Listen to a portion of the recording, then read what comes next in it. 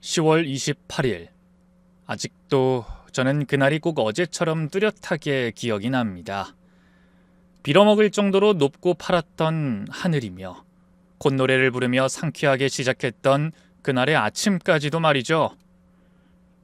오토바이 사고로 죽어버린 저의 큰아들의 얼굴을 시체 안치실에서 발견했을 때 저는 비명을 질렀습니다. 아니라고. 절대로 내 아들일 리 없다고 말하면서도 저는 이미 하얀 천을 걷기 전부터 알고 있었어요. 그날 아침 제게 다녀오겠다, 저녁엔 외식하자 그렇게 말하던 형석이가 확실하단 걸요. 비록 알아보기 힘들 정도로 얼굴에 상처가 많았지만 실루엣만으로도 머리카락 끝만 봐도 부정하긴 힘들었던 겁니다.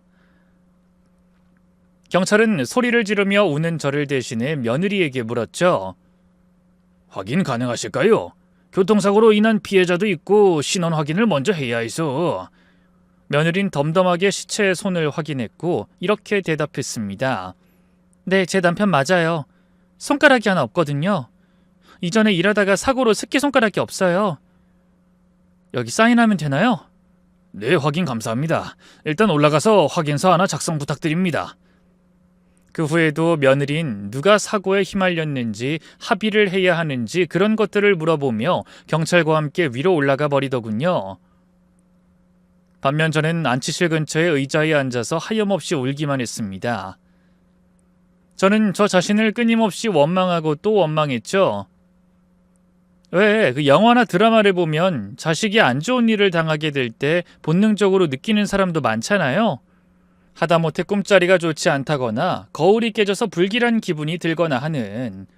그런데 저는 아무것도 몰랐던 겁니다. 그저 아들이 언제 올지, 외식으론 뭘 먹으면 좋을지 떠들기만 했었으니까요. 심지어 속으로 이렇게 행복해도 되나 하는 생각까지 했던 겁니다. 때문에 그 감정들이 저를 더 괴롭게 했죠. 조사가 다 끝나고 충격으로 식음을 전폐하고 저는 방 한 구석에서 울고만 있었어요. 하지만 며느린 그렇지 않았죠. 처음엔 너무 큰 충격을 받아서 그런 줄로만 알았습니다. 슬픔을 표출하는 방식이 각기 다르고 누구 하나라도 정신을 바짝 차리고 있는 그런 경우도 있었으니까요. 그런데 며느린 며칠이 지나도 아무렇지 않아 보였던 겁니다. 그건 장례를 치를 때도 마찬가지였죠. 물론 그때도 저는 이해하고 넘어갔습니다. 뒤에서는 슬픔에 많이 힘들어하고 있을지도 모른다, 숨죽여 울었겠다 하고 최대한 이해하려 했었죠. 헌데 어느 날은 아이의 손가락에 끼워져 있던 결혼 반지가 없어서 물어봤습니다. 아가, 너 반지는 어쨌니? 결혼 반지 말이다. 아, 그거요? 팔았어요. 팔았다고? 저는 순간 이해가 되지 않았지만 괴로워서 그랬나 보다 생각하고 말았죠. 그런데 며느린 살짝 웃으면서 자신의 목에 걸린 목걸이를 만지작거리며 대답하더군요. 그거 팔고 이거 샀죠. 예쁘죠? 요즘 금값이 많이 올랐다고 해서 미리 사둔 거고요. 비싸다고 느낄 때가 가장 싼 거라고, 금이란 게 그런 거라고 하더라고요. 그래서 남편 반지랑 이것저것 해서 다 팔고 이걸로 샀던 거예요. 큰애 반지까지 팔아서 그걸 샀다고? 아니, 장례 치를 때도 계속 끼고 있었는데 그걸 도중에 뺐다는 거니? 야, 아무리 괴로워도 그렇지. 그럼 아깝게 그걸 태워요? 다 두고 가야죠. 죽은 사람인데. 그리고 딱히 괴로운 게 아닌데 어머님은 자꾸 왜 제가 슬프다고 생각하는지 모르겠네요. 그게 무슨 소리니? 반지 보고 있기 괴로워서 그런 게 아니라는 뜻이야? 네. 누가 죽은 건 죽은 거고 어차피 죽은 사람은 그런 거 몰라요. 아시잖아요. 애도하고 그리워한다고 죽은 사람이 살아서 와요?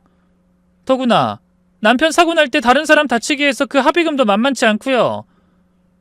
갈 거면 곱게 가든가 하필이면 사고에 엮여서. 너 무슨 말을 그렇게 해? 우리 아들도 다른 사람들 사고에 엮인 거잖아. 그 보복운전인가 하는 차량 사이에서 사고 난 거였어. 그걸 몰라서 그래? 알아요. 근데 어쨌든 돈은 들잖아요. 온전히 피해자로 남았어야지 그걸 피하겠다고 인도에 왜 침범을 해서 일을 이렇게 복잡하게 만든 것도 사실이잖아요. 보복운전한 사람이 본인 잘못 아니라고 우기고 있고 인도로 뛰어든 건 남편이 맞긴 하니까요. 걔도 살려고 피한 거지. 경찰에서도 그랬잖아. 제가 강하게 반박하자 며느린 귀찮은 파리를 쫓듯 손짓하며 말했죠. 됐고 더는 그 이야기 하지도 마세요. 그리고 어머님, 뭐 언제까지 여기 계시게요? 지금 뭐라고 했니? 촌스럽게 못 들은 척 하세요. 뭐 설마 여기 계속 사시겠다는 거 아니죠? 하도 울고불고 하시기에 양심껏 그냥 두긴 했지만 이제 장례도 끝났는데 언제까지 계실 건데요? 설마 지금 나더러 나가라는 거니? 그럼 저랑 사시게요?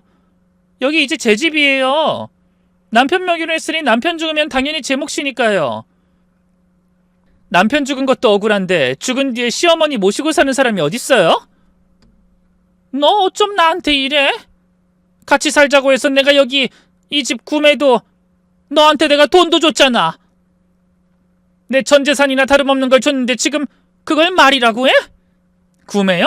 무슨 구매요? 증거 있어요? 너 원래 이런 애였어?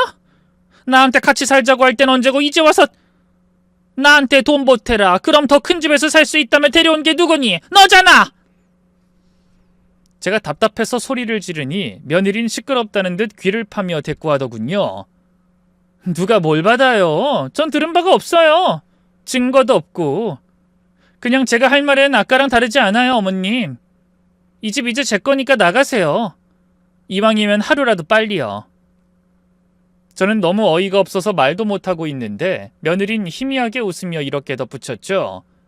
참, 나가시게 되면 제 남편 짐도 좀 같이 가지고 가실래요? 저것도 들고 있으면 다 짐이고 죽은 사람 물건 손대는 것도 찜찜해서요. 머리 터진 귀신이라도 있을 것 같아서. 친엄마도 아닌 주제 아들 생각하는 척 역겹네. 기다려주려고 했더니 당장 나가요.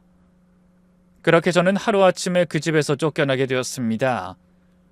며느린 던지듯이 제 짐과 아들의 짐 몇 개를 현관 밖으로 던져버렸어요.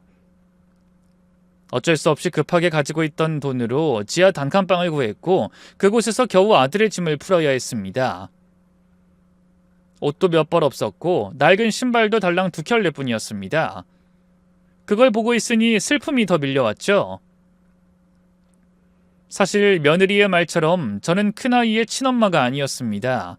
그래서 제게 큰아이는 더 아픈 손가락이었고 그 아이를 처음 보게 된 것은 제가 결혼하고 5년이 지났을 무렵이었습니다. 만삭의 배를 이끌고 밭일하고 집에 돌아왔을 때 시어머니의 품에 그 아이가 있었죠. 저는 이끌리듯 다가가 막 태어난 그 아이를 보며 물었습니다. 이게 뭐예요? 누군데요? 시어머니는 절 노려보며 대꾸했죠. 이게 뭐냐니? 이 집 장손이 될 수도 있는 아이한테 이거라니? 장손이요? 어머님! 어머님은 바로 고개를 돌렸고 저는 남편을 보며 되물었습니다. 여보, 이게 뭐야? 말을 좀 해봐! 남편은 한숨을 푹 쉬더니 뻔뻔하게 이렇게 말하더군요. 5년이야. 당신이랑 결혼하고 자그마치 5년이나 아이가 안 생겼잖아. 그래서 나도 대책이 필요했고 뭐 어쩌다 보니 다른 여자를 좀 만났어. 그래서 그래. 어쩌다 보니? 나 지금 임신했어. 당신 아이 임신한 여자한테 어떻게 그런 말을 해? 알아, 아는데 성별이 어떻게 될지도 모르고. 무엇보다 아이 낳다 잘못되면 당신 어머니도 당신 낳을 때 돌아가셨다며. 그게 다 유전이라니까? 그래서 대비하자는 거지. 대비? 미쳤구나. 정말 미쳤어. 제가 소리를 지르자 시어머니는 들고 있던 천기저귀를 제 얼굴에 던졌죠. 누구 앞이라고 내 아들한테서 미쳤다고 말을 해? 감히! 남자 마음 하나 못 잡고 임신도 빠릿빠릿하게 못한 게 잘못이지.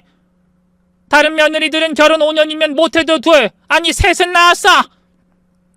내 아들이 오죽하면 그랬겠니? 대를 이어야 하는데 깜깜무소식이었으니 얘도 급해서 그랬겠지. 핑계인 거 어머님이 더 잘하시잖아요. 치마만 둘렀다고 하면 동네 여자들한테 한 번씩 손대는 사람인 거 모르는 사람 있어요? 남자가 그럴 수 있지. 그럼 넌 정상이니? 다른 집 같았으면 진작에 너 쫓아냈어.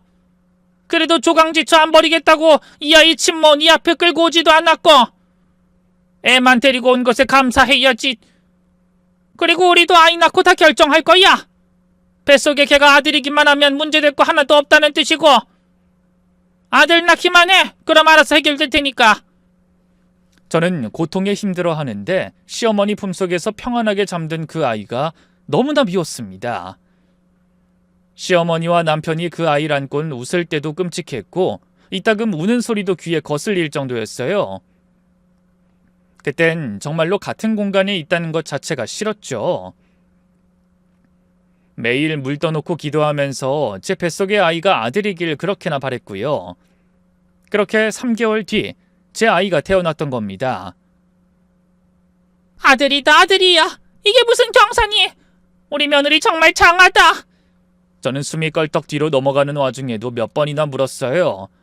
진짜 아들이에요? 그럼. 어쩜 이렇게 내 아들 어릴 때랑 똑같은지 아주 빼다 박았어. 잘했다. 이제 너 고생은 끝이야, 끝.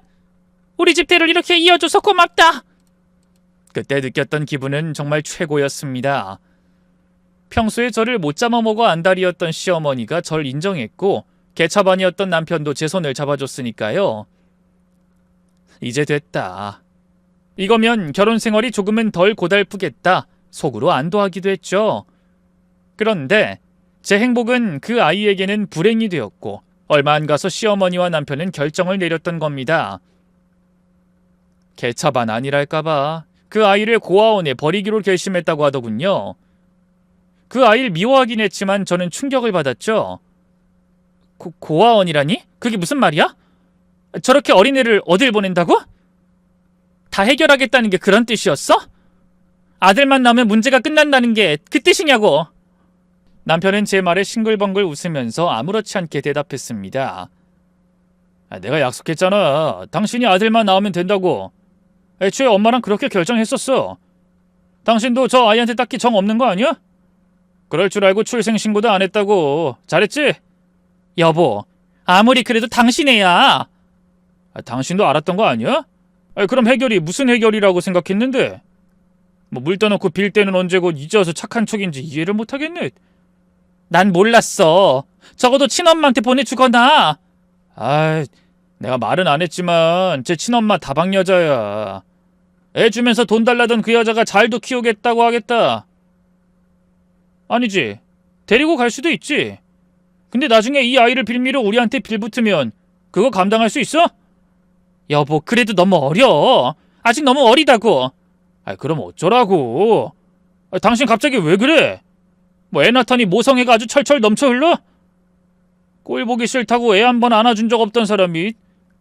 차라리 내가 키울게. 이때 시어머니도 끼어들어서 말했죠. 이미 결정한 거니까 두 번 말하게 하지 마라. 겨우 3개월 차이야. 세상에 어떤 집에서 접자식이 본처 자식을 같이 키운다니. 내 친손자한테나 잘하라는 뜻이다. 알았니? 어머님, 그래도 고아원은 아니잖아요. 전 그러면 차라리 어디 키워준다는 곳이 있으면 보내주시면 안 될까요? 주변에 아이를 아예 못 낳은 집도 있을 거잖아요. 네? 안 될 일이지. 결국 그것도 다 연결돼 있어. 근본이 글러먹은 아이야. 나중에 커서 얘가 사고라도 치면 우리한테 불똥 안 튄다는 보장이 있어? 피라는 거 무서운 거다. 그러니 괜히 엮일 생각하지 말고 딱 잘라버려. 진짜로 남편 말처럼 아이를 출산한 뒤라 모성애가 넘쳤을지도 모르고 지금 생각하면 호르몬이 어느 정도 작용했다고 느끼기도 합니다. 하지만 출산을 하지 않았다고 해도 전 그렇게 행동했을 거예요. 저를 낳다가 어머니가 죽고 아버지는 제 나이 11살에 고아원에 버렸기 때문이죠. 누구보다 고아원이라는 곳이 어떤 곳인지 알았기에 저는 절대로 그 상황을 받아들이지 못했을 테니까요. 그렇게 저는 억지를 부렸고 결국 두 아이를 키우겠다고 결심하게 됐습니다. 당연히 시어머니나 남편 모두가 그걸 못마땅해 하더군요. 시어머니는 제 결정에 대해서 정 그렇게 키우고 싶다면 키워. 근데 우리 아들 돈, 내 돈은 절대로 안 보탤 거다. 학교든 뭐든 보내고 싶으면 네가 돈 벌어서 그렇게 보내. 나중에 물러달라 할 생각도 말고. 라고 으름장을 놨고 남편은 이렇게 말했죠. 키우는 건 상관없어. 근데 내 아들, 우리 친아들이 누군진 분명히 해둬. 내 아들 힘들게 하거나 하면 내가 당신 모르게 갖다 버릴 테니까 알았어? 그 사람들은 지금 생각해도 정말 쓰레기였습니다. 인간 이하였고 양심도 뭣도 없었죠. 혼자선 아무것도 못하는 그 어린 아기를 방치하기도 했고 오로지 저와 남편 사이에서 태어난 작은 애만 끼고 돌더군요. 그래서 저는 두 아이를 이란성 쌍둥이라며 출생신고를 같이 하고 최대한 공평하게 양육하기 시작했습니다. 솔직히 그땐 정말 많이 힘들었었어요. 돈을 벌면서 어린 두 아이를 키우는 것 자체보단 시어머니와 남편의 태도가 절 힘들게 했죠. 두 아이를 똑같이 키우려고 했던 것뿐인데 시어머니는 그것조차 파르르 떠셨거든요. 내가 몇 번을 말해. 어디서 똑같은 걸 사서 나눠? 넌 배알도 없니? 어떻게 첩자식한테 친자식이랑 똑같은 걸 입혀? 준석이 친엄마면 마땅히 준석이한테 조금이라도 더 잘해야지. 형석인 출생이 다르고 근본이 다르다고 몇 번을 말해. 이건 명백한 차별이야. 어머님, 제발 그런 말씀은 그만하세요. 아무리 어려도 어느 순간 알아들을지도 모른다고요. 제가 더 신경 쓸 테니까 제발, 네? 지켜볼 거다.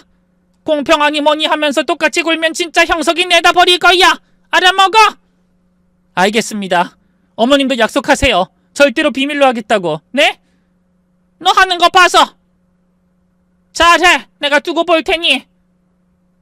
두 아이를 최대한 공평하게 키우려고 노력을 했습니다만 애초에 그건 불가능한 일이었습니다. 시어머니와 남편은 대놓고 차별을 했고 저는 남겨진 큰아이에게 그만큼 더 신경을 쓸 수밖에 없었거든요. 그러면 시어머니와 남편은 차별한다며 난리를 쳤고 더욱더 작은 애만 감싸고 도는 게 반복됐죠. 어린 시절 두 아이는 굉장히 친했지만 11살인가 12살부터 조금씩 거리가 생기기 시작하더군요.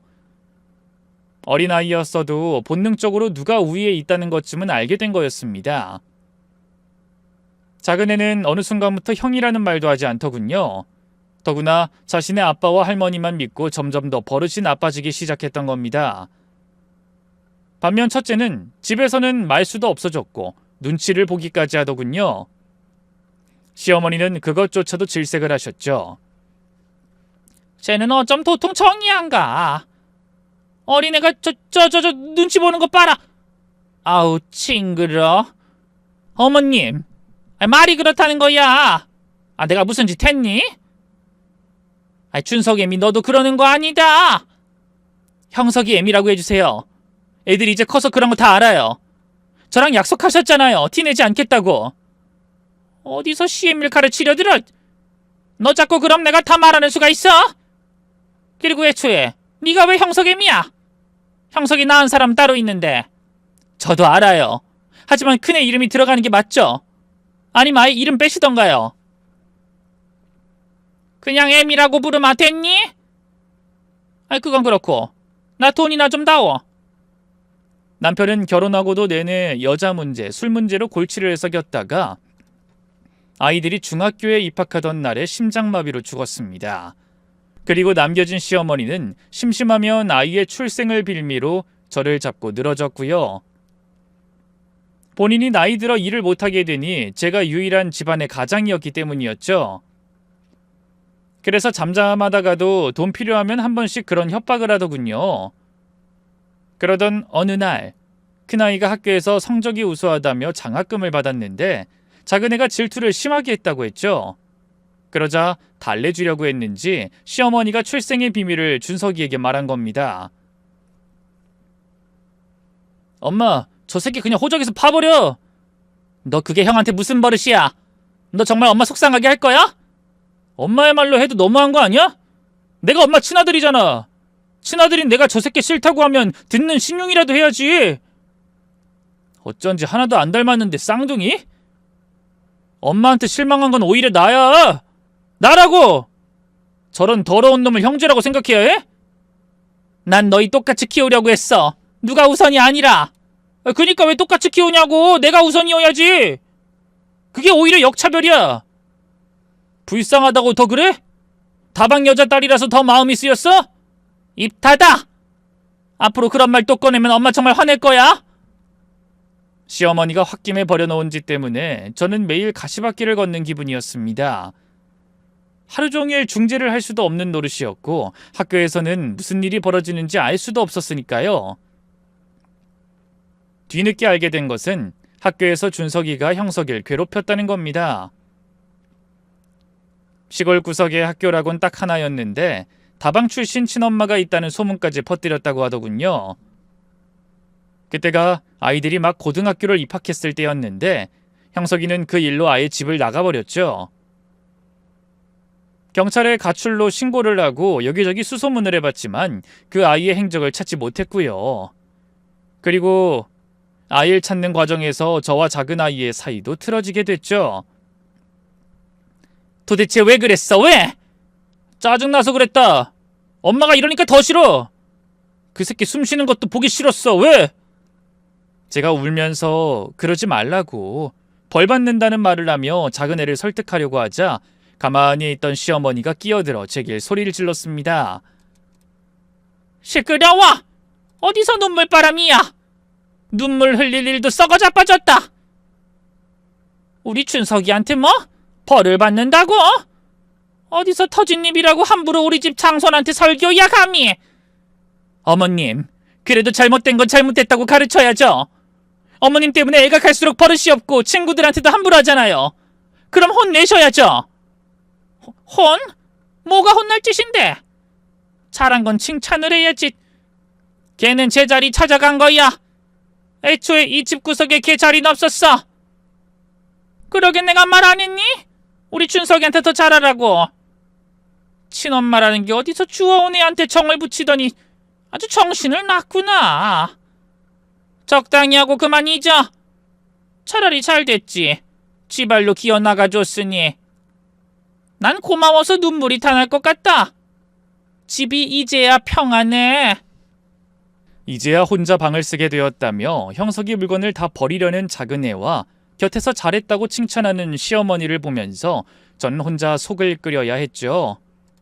그리고 몇 년 뒤에 시어머니가 돌아가시고 준석인 대학교에 입학하며 집을 떠났습니다. 그 뒤로 한 번을 찾아오지 않았으면서 돈 달라고 연락이 종종 오는 게 전부였고요. 다행인 것은 그 무렵에 큰아들에게도 편지가 도착했다는 겁니다. 평소에 말수가 없었던 것처럼 편지도 잘 지내고 있다, 걱정 말라라는 내용이 전부였지만 다시 연락을 주고받을 수 있는 것만으로도 다행이었죠. 그러다가 다시 만나게 된 건 아들이 28살이 되었을 때였습니다. 병원에서 연락을 받고 갔을 때 아들의 상태는 좋지 않았어요. 바로 그때 새끼손가락이 잘리는 사고를 당한 겁니다. 당시 아들은 한 공장에서 일을 하고 있었는데 프레스 기계에서 납작한 철근을 넣어 모양을 찍어내는 작업이었죠. 이야기만 들으면 단순 반복적인 작업이라 위험도가 낮아 보이겠지만 오히려 그것 때문에 더 사고가 많다고 했습니다. 그래서 손이 끼는 것을 방지하기 위해서 안전장치가 달려 있었는데 작업 속도가 느려진다는 이유로 그걸 끄고 작업을 시켰다고 하더군요. 아들은 제가 걱정할까봐 애써 웃으면서 말했습니다. 공장에서 보상도 해준다고 하고 보험금도 받을 수 있대. 새끼손가락 정도는 괜찮아. 다른 사람들은 아예 잘린 경우가 많은데 난 운이 좋았지. 샤샥 피했다니까? 검지나 중지가 아니라 더 다행이지. 새끼손가락 뭐 쓸 데 있어? 난 약속만 못하겠네. 그치 엄마? 너 그걸 말이라고 해? 내가 진짜 미쳐. 당장 고소하자. 엄마가 다 지원해 줄게. 고소하고 소송하고 해도 똑같아. 나 진짜 괜찮아. 그만 울어. 미안하다 엄마가. 엄마가 못나서 널 이렇게 만들고 내가 진작에 그만두게 했어야 했는데. 엄마가 미안해. 엄마가 다 잘못했어. 제가 힘들까봐 평소엔 하지도 않을 농담까지 하는 아들 때문에 마음이 더 아프더군요. 그렇게 한참을 울고 난 뒤에야 저는 주변을 돌아봤고 그때 며느리를 처음 만나게 됐죠. 싹싹하고 예의도 바른 그 아이와 아들은 오랜 기간 교제를 했다고 합니다. 그리고 그때 두 사람이 결혼까지 생각하고 있다는 것도 알았고요. 그렇게 3년의 시간이 흘러 두 사람은 실제로 결혼을 했습니다. 그때 제가 가진 돈을 탈탈 털어 5천만 원을 보탰죠. 턱없이 작은 금액이긴 했기에 종종 돈이 생길 때마다 입금해줬고 또 밭에서 재배한 것들 중에 가장 좋은 걸 골라 택배로 보내기도 했고요. 해줄 수 있는 게 많지 않았지만 나름 최선을 다했던 겁니다.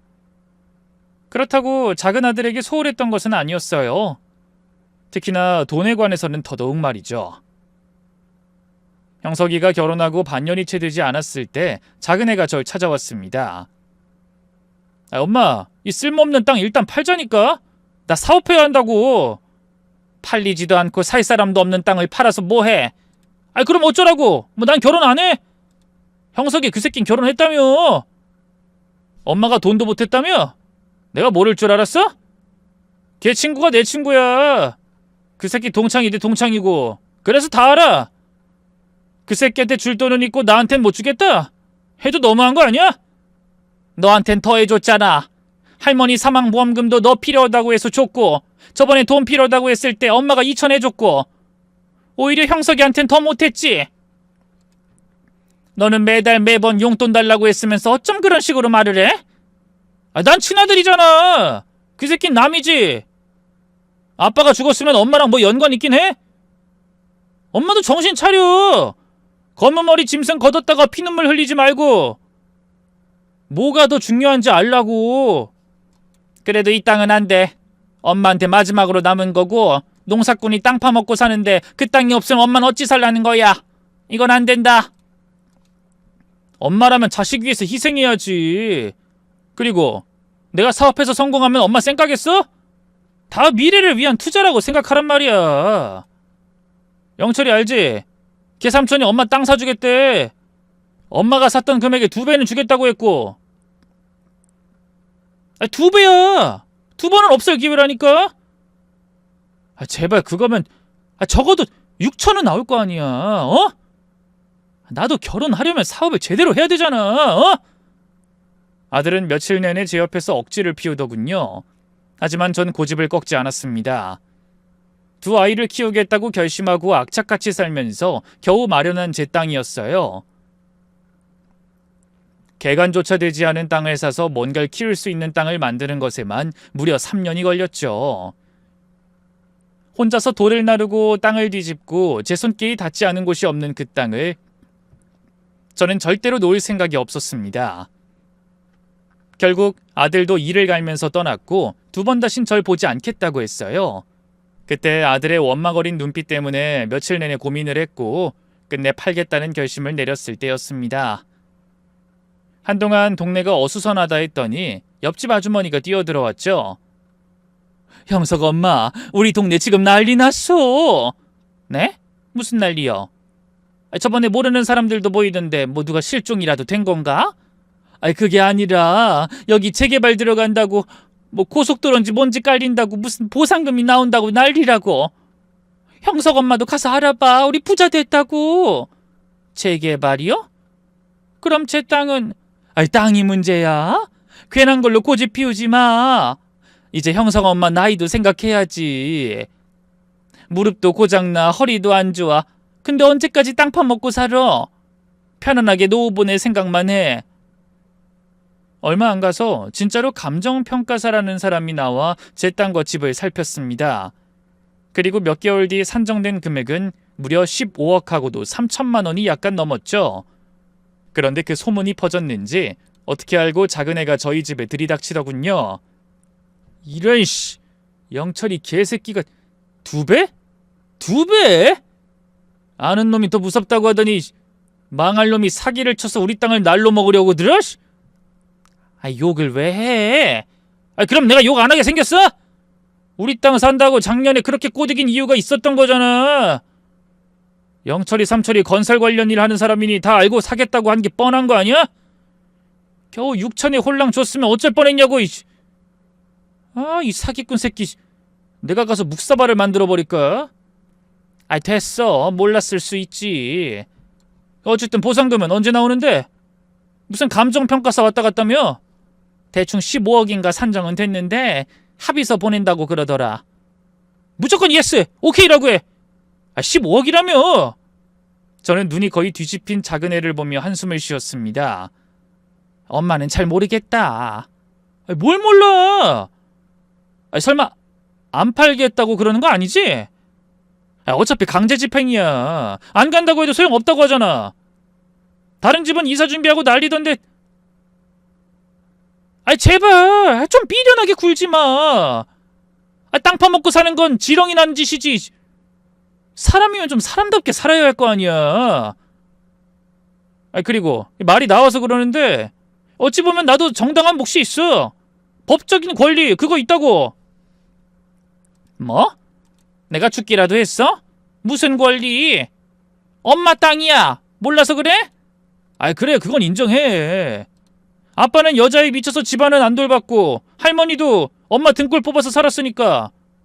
근데 이 집은 아니잖아. 그러니까 애초에 할머니 죽은 그 시점에 내 몫인 건 당연하고 내가 엄마 여기서 공짜로 살게 해준 거나 다름없지. 아, 나도 양심이 있어. 더 달라는 거 아니잖아. 엄마 공평한 거 좋아하지 않아? 그러니까 딱 3등분해서 달라고. 5억. 춘석이 너 정말 돈만 보이니? 돈만 보여. 안 줘? 그럼 소송할 거야. 못할 것 같아? 춘석아 도대체 왜 그래? 나 엄마 아들이야. 그것도 아까워서 그래? 내가 그 다방 아들보다 뒷전인 건 뭐 그래 평생 아들이라고 생각했다. 뭐 불쌍한 놈 걷어줬다 쳐. 근데 땅보다 돈보단 친아들이 우선이어야지. 엄마도 그따위로 살지 마. 바로 합의하고 계약해서 돈 받아. 자식을 잘못 키웠다는 건 스스로도 잘 알고 있었습니다. 그런데도 마음은 아팠죠. 오죽하면 저렇게까지 할까 싶어서 알겠다고 말은 했죠. 그렇게 보상협의 계약서에 도장을 찍으니 바로 거금이 입금됐고 아들이 주장하는 자신의 몫인 5억을 줬습니다. 그리고 동시에 저도 이사를 갈 곳을 알아보고 있었어요. 문제는 짐을 싸다가 고질병이었던 허리를 크게 다쳤다는 거였죠. 다행히 동네 주민이 절 발견해서 병원에 바로 가긴 했지만 수술까지 해야 했다는 겁니다. 그때 저를 돌보겠다고 나선 건 다름 아닌 큰아들이었고요. 일단 우리 집으로 가셔. 아니야 괜찮다. 여기서도 수술 되는데. 여기 시골이야. 병원이 커봤자 거기서 거기고. 난 여기 의사 못 믿어. 그니까 가자. 제대로 검사도 하고 실력 있는 의사들 있는 곳으로 알아봐서 수술해. 나이가 있어서 수술도 함부로 하면 안 된다는 거 몰라서 그래. 무조건 내 말대로 해줘. 병원이라고 해도 너희 집 근처로 가면 며느리도 불편해할 거고 괜히 신경 쓰이게 하기 싫어. 엄마 여기서 수술해도 상관없어. 이웃들도 가끔 올 거고 간병 있으면 되니까. 아니 무조건 가. 무조건. 형석이가 그렇게 고집을 피울 아이가 아니었는데 병원에서도 난동을 피워서 어쩔 수 없이 전 그 아이의 의견을 따랐습니다. 솔직히 초반엔 병원에만 있었으니 나쁘지 않다고 생각했어요. 간병인도 따로 고용했고 불편한 것도 없었죠. 하지만 문제는 퇴원 후에도 통원 치료를 3달이나 해야 한다는 거였습니다. 그래서 거의 울며 겨자 먹기로 형석이의 신혼집으로 가게 된 거고요. 그냥 함께 있을 때는 친아들이 아니라는 걸 전혀 느끼지 못했는데 막상 제가 신세를 지게 되니 눈치가 보이는 걸 어쩔 수 없었습니다. 그런데 며느리는 오히려 좋아했습니다. 결혼식 이후에 한 번도 못 내려갔는데 많이 서운하셨죠? 이제 저만 믿으세요. 제가 통화하는 것도 직접 도울 거예요. 물론 집이 좀 작아서 불편하시긴 할 텐데 안방 싹 비워놨어요. 얼른 들어가세요. 식사 준비해 드릴게요. 아니 내가 좀 도움아. 그리고 안방은 괜찮은데. 아니요. 그간 저희한테 잘해주셨잖아요. 철되면 과일에 신선한 야채에 용돈도 주기적으로 챙겨주시고. 이젠 저희가 해야죠. 안방에 머무르셔야 제 마음도 편하고요. 여기 있는 동안에는 아무것도 하지 마세요. 아셨죠? 초반엔 가시방석이 따로 없었지만 내심 싫지는 않더군요. 하루 종일 종달새 마냥 지저귀는 게 귀엽기도 했고 딸을 가지면 이런 기분인가 싶은 마음도 들었죠. 그런데 한편으로는 좀 안쓰럽더라고요. 두 사람이 사는 곳은 저희 시골집보다는 나았지만 젊은 사람들이 살기엔 확실히 좁고 많이 불편했으니까 말이죠. 더구나 아들 혼자 외벌이로 일을 하니 형편도 어렵다는 게 눈에 보였던 겁니다. 특히나 며느리는 아주 소박하게 이를 데 없었고요. 하루는 거실에서 뭔가를 하기에 봤더니 양말이며 속옷을 꿰매고 있었죠. 이게 뭐니? 거의 누더기처럼. 너 이런 걸 입어? 왜요? 아, 형석 씨한텐 이런 거 안 입혀요. 제 옷만요. 아니 형석이 때문이 아니라 너 때문에 그래. 속옷이랑 양말을 꿰매서. 아유, 요즘 사람들 중에 누가 그래? 내가 사줄까? 아니지, 내가 고르는 눈이 없으니 돈 줄 테니까 사 입을래? 아니요, 조금만 아끼면 되는 거고 저 때문에 형석 씨가 고생이죠. 손도 그렇게 됐는데 하루 종일 일하고 또 배달도 하고 속이 좀 상해요. 이 집도 조만간 비워져야 하는데 계약금도 그렇고 남의 집 사는 게 다 그렇잖아요. 제가 그때 보상금으로 받은 돈도 있어서 주기적으로 돈을 주곤 했지만 며느린 자신에겐 한 푼도 쓰지 않으려고 했습니다. 비닐봉지처럼 늘어진 오래된 가방 하나 메고 낡은 신발 신고 그렇게 다녔죠. 오로지 저 그리고 아들을 위해서만 아낌없이 돈을 썼던 겁니다. 그래서 저는 이참에 큰아들 내외를 돕기로 마음을 먹었죠. 준석이는 이미 5억을 받아갔으니 형석이에게도 빨리 정리해서 주려고 했던 겁니다. 갑자기 디스크가 터지지 않았다면 어차피 주려고 했던 거였으니 그렇게 돈을 넘겨줬죠. 증여세 문제는 준석이에게 넘겨줄 때 한번 겪어봐서 크게 당황하지 않았고요. 하지만 큰애는 선뜻 받으려고 하지 않았습니다. 엄마, 이런 건 끝까지 쥐고 있어야지. 나 필요 없어. 당장 먹고 사는 것도 괜찮고. 보상금이 나온 거라니까. 그게 뭐든. 나이 들면 돈이 한두 푼 들어. 그리고 우리 그렇게 안 어려워. 엄마, 당장 그 시골집도 비워줘야 하는 거 아니야? 아, 그래. 그래서 허리 다친 거구나. 엄마가 갑자기 무슨 이삿짐을 싼다. 이상하긴 했어. 그땐 정신이 없어서 그냥 넘겼는데. 엄마도 돈 있어. 남은 돈으로 구해서 살면 되지. 이사도 사람 부를게. 됐지? 엄마도 여우 같은 면이 있어서 나 살 길은 다 마련되어 있어. 요즘에 자식들한테 다 넘기지 말라고 귀에 딱지가 앉을 정도로 주변에서 말을 많이 해주니까. 설마 그냥 다 줬겠니? 그걸로 이사가서 돈 보태서 집을 사든가.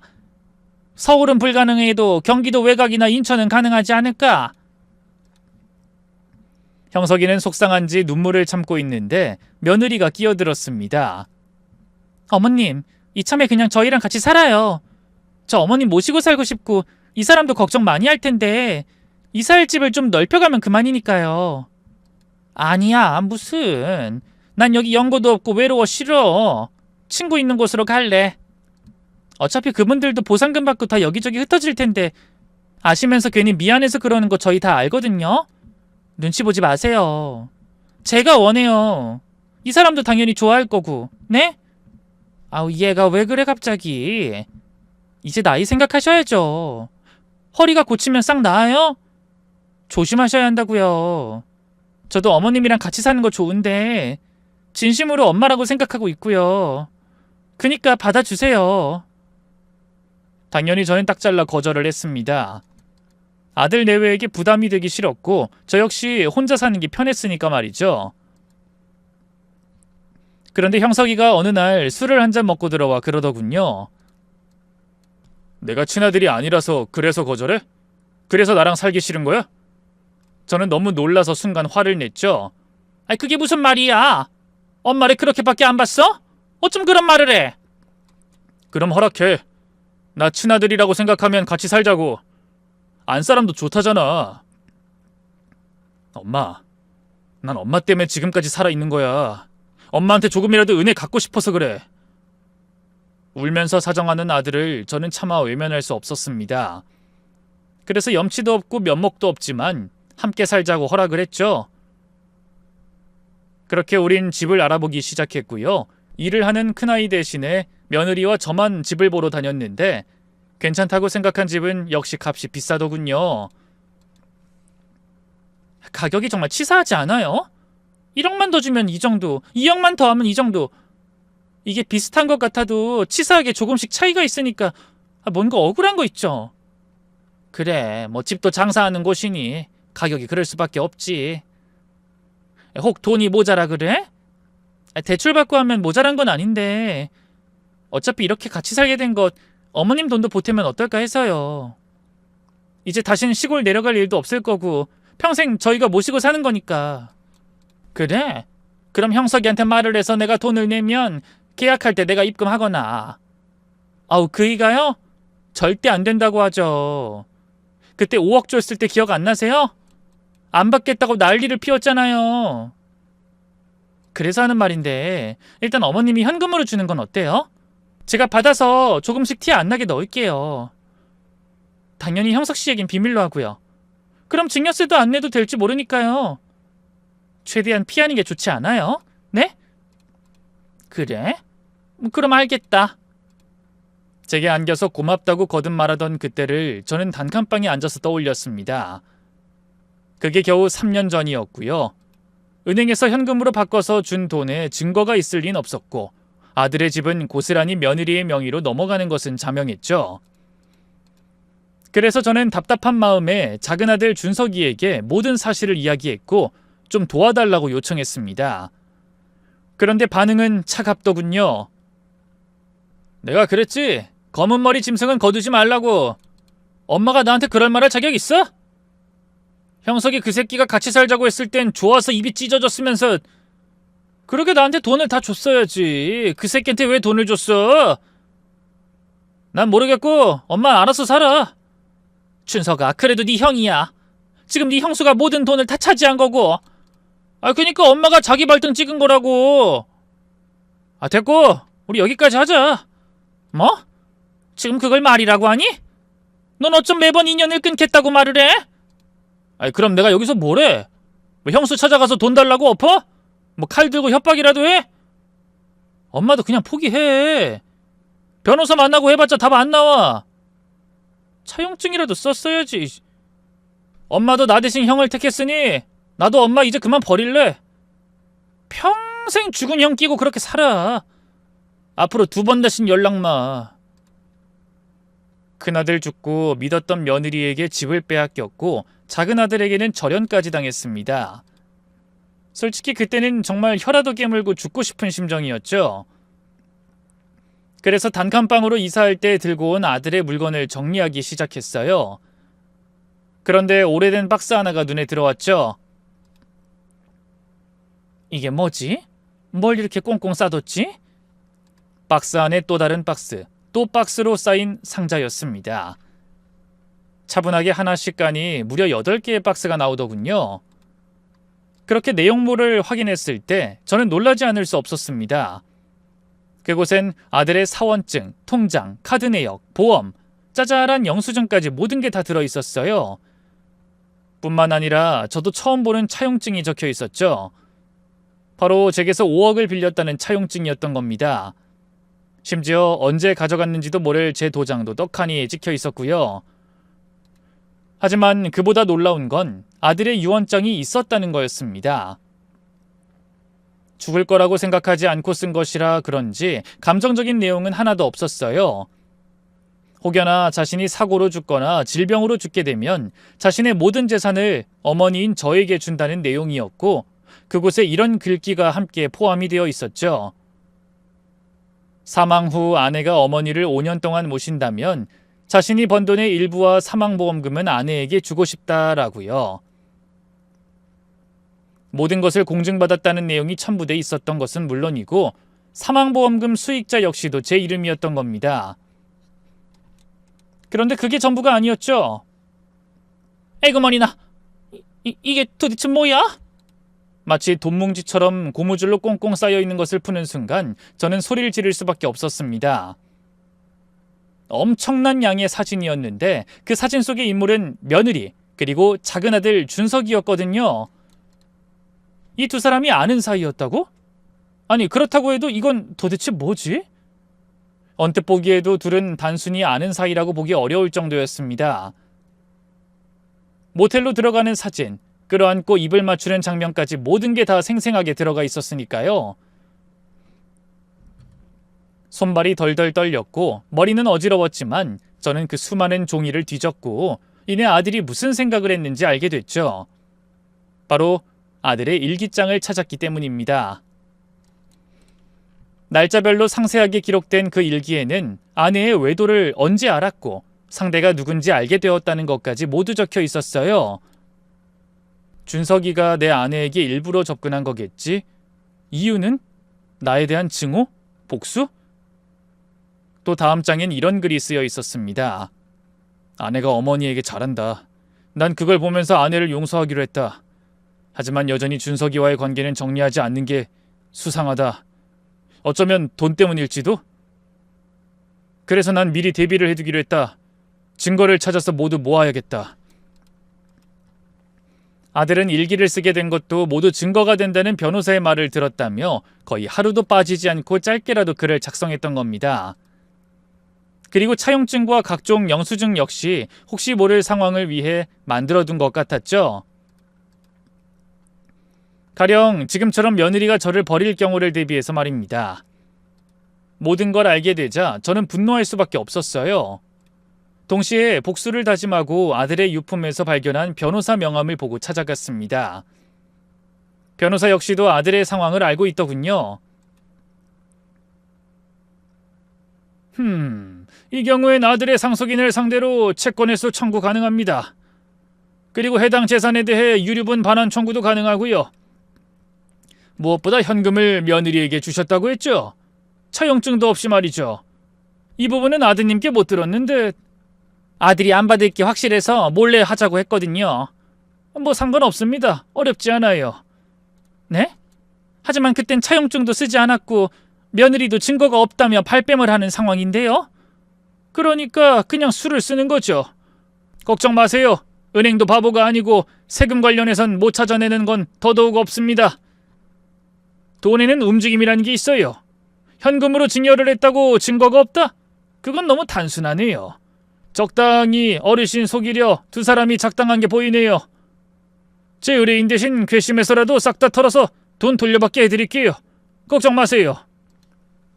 변호사는 제 아들의 유언장 공증까지 직접 한 사람이었어요.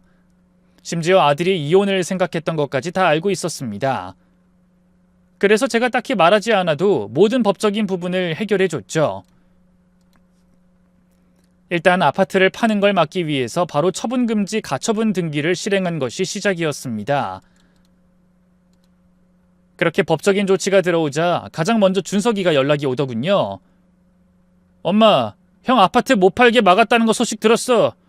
도대체 뭐야? 그리고 보험금 지급은 왜 거절된 건데? 형수가 엄마 고소한다고 난리야.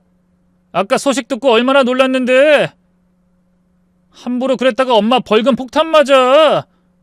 무고죄가 얼마나 큰 죄인지 몰라서 그래? 당장 취소해. 어? 무고? 날 얼마나 멍청하게 보면 그런 말을 하니? 그리고 아까 소식을 들어? 너 며느리랑 만나고 있는 거 다 알고 있어. 참 못났다. 그리고 내가 왜 네 엄마야? 나랑 연 끊었잖니? 아니 엄마 그게 아니라 엄마가 뭔가 오해한 모양인데. 나도 더는 볼 일 없다. 며느리한테 전해. 그 집에서 나가라고. 아니 내 집에서 나가라고. 몇 달 걸리지 않아서 저는 그 집을 되찾을 수 있었습니다. 며느리가 불륜을 저질렀다고 해도 재산 분할의 권한이 아예 사라진 건 아니었지만 앞서서 제게서 받아간 돈 때문에 돈을 더 토해내야 했고요.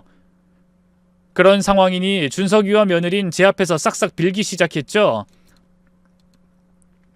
눈물 콧물 흘리며 한 번만 봐달라고 말입니다. 들어보니 준석인 제게서 가져간 돈을 다 날린 뒤에 일부러 며느리에게 접근했다 하더군요. 며느리도 제가 보상금을 받았다는 걸 미리 알았고 그래서 제게 잘했던 거였던 겁니다. 심지어 제가 돈을 받아내려고 가난한 척 소박한 척 굴었던 것도 싹 다 연기였다고 했죠. 이건 두 사람이 서로 제 앞에서 싸워서 알게 된 거였고요. 어머님, 저도 일부러 그런 거 아니에요. 저 인간이 먼저 접근했고 아시잖아요. 형석 씨 손가락 없는 거. 그래서 저도 모르게 멀쩡한 직업 가진 사람이 끌렸고 그래도 이건 아니죠. 저 진짜 한 번만 용서해 주세요. 네? 저 죽어요. 피 때문에 압류도 들어오고. 그 압류는 누가 걸었겠니? 내가 걸었어. 제발 풀어주세요. 저도 속았어요. 사업 망했다는 것도 감쪽같이 몰랐고 같이 살자고 먼저 접근했다고요. 어머님 아들이 제 인생 망쳤다니까요. 그때 작은 애가 며느리를 거의 밀어내며 제 바짓가랑이를 잡았죠. 엄마, 저 여잔 필요 없어. 나 엄마 친아들이잖아. 나 사업 망해서 빚더미에 올랐어. 그래서 그랬다고. 내가 형 죽인 것도 아닌데 나한테까지 이럴 필요 있어? 이 여자만 도려내면 되잖아. 버릴게. 그리고 이번만 도와주면 나 엄마 모시고 살 거야. 많은 거 안 바랄게. 그냥 형 보험금 있지? 그것만 줘. 급한 불만 끄고 그 다음에 엄마한테 갈게. 가면 되잖아. 두 사람은 이내 다시 제 앞에서 다퉜고 저는 그 상황 자체가 어이가 없어서 웃었습니다. 단칸방에 홀로 앉아 매일 형석이 일기장 보면서 너희한테 복수하려고 이를 갈았어. 머리채를 뜯어줄까 아님 뺨을 갈겨줄까 그것도 아니면 아예 죽여버릴까. 잠을 자다가도 벌떡 일어나서 몸을 떨었고 일을 얼마나 갈았는지 몰라. 근데 돈이 최고였네. 너희 같은 것들 때문에 내 손 더럽힐 필요도 없었어. 앞으로 살아가는 내내 두 사람이 다 지옥에 있는 것처럼 그리 살길 바란마.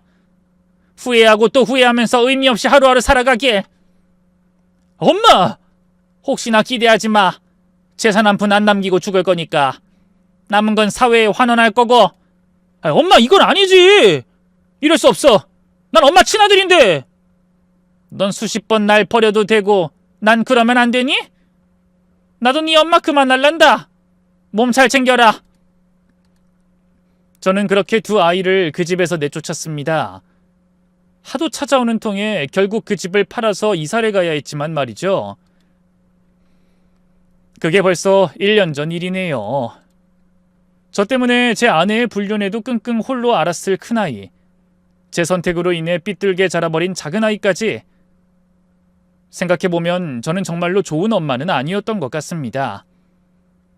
하지만 시간을 다시 돌린다고 해도 저는 똑같은 선택을 했을 거예요. 비록 제 자식이 아니었지만 형석이를 키우는 내내 행복했으니까 말이죠. 만약에 다음 생이 있다면 그땐 꼭 제 진짜 아들로 태어나길 마지막으로 기도해봅니다.